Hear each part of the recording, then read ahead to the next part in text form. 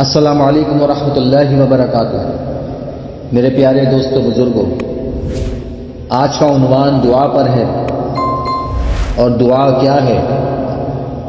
دعا اللہ تعالیٰ سے مانگنے کا نام ہے، لیکن صرف مانگنے کا عمل نہیں، بلکہ دعا عبادت کا جوہر ہے۔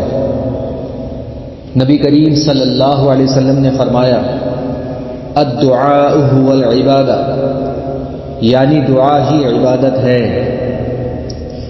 اللہ تعالیٰ قرآن مجید میں ارشاد فرماتا ہے، بسم اللہ الرحمن الرحیم، ادعونی استجب لکم۔ ترجمہ، یعنی مجھ سے دعا مانگو، میں تمہاری دعا قبول کروں گا۔ یعنی مجھ سے دعا مانگو، میں تمہاری دعا قبول کروں گا۔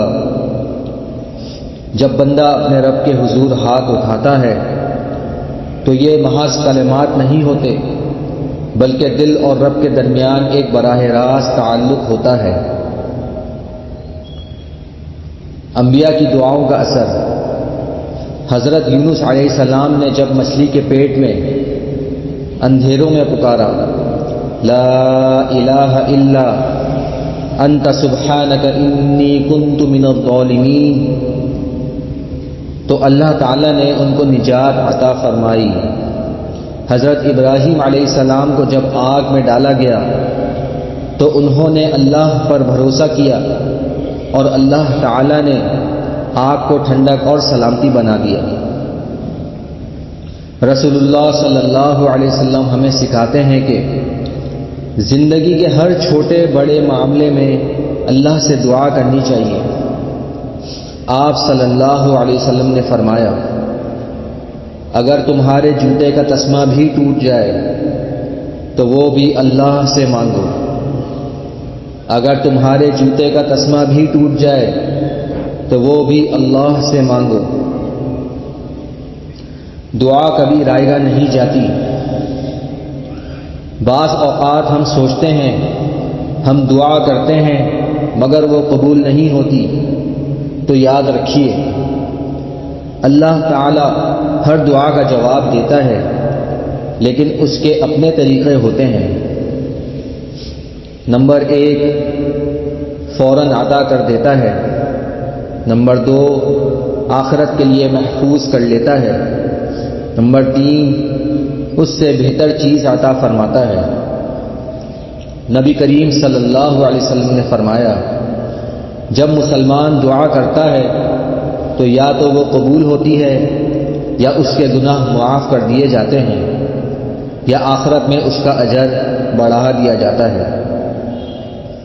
جب مسلمان دعا کرتا ہے تو یا تو وہ قبول ہوتی ہے، یا اس کے گناہ معاف کر دیے جاتے ہیں، یا آخرت میں اس کا اجر بڑھا دیا جاتا ہے۔ دعا کے قبول ہونے کے اوقات۔ دعا کے وہ لمحات جن میں قبولیت کا وعدہ ہے۔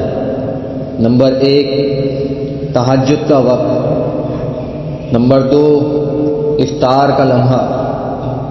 نمبر 3، جمعے کے دن کا مخصوص وقت۔ نمبر 4، اذان اور اقامت کے درمیان۔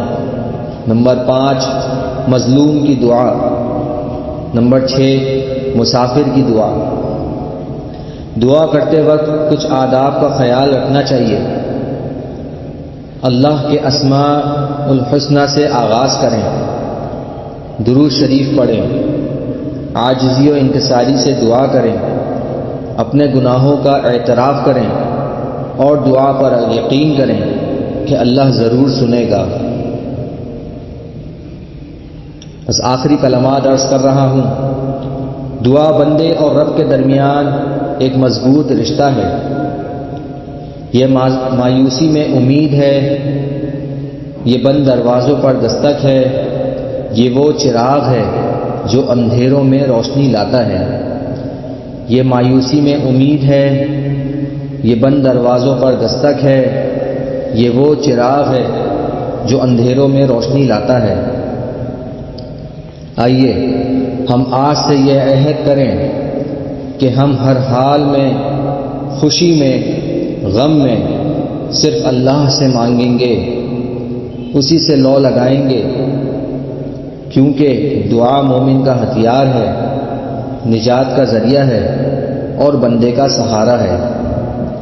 وآخر دعوانا الحمد للہ رب العالمین، والسلام علیکم ورحمۃ اللہ وبرکاتہ۔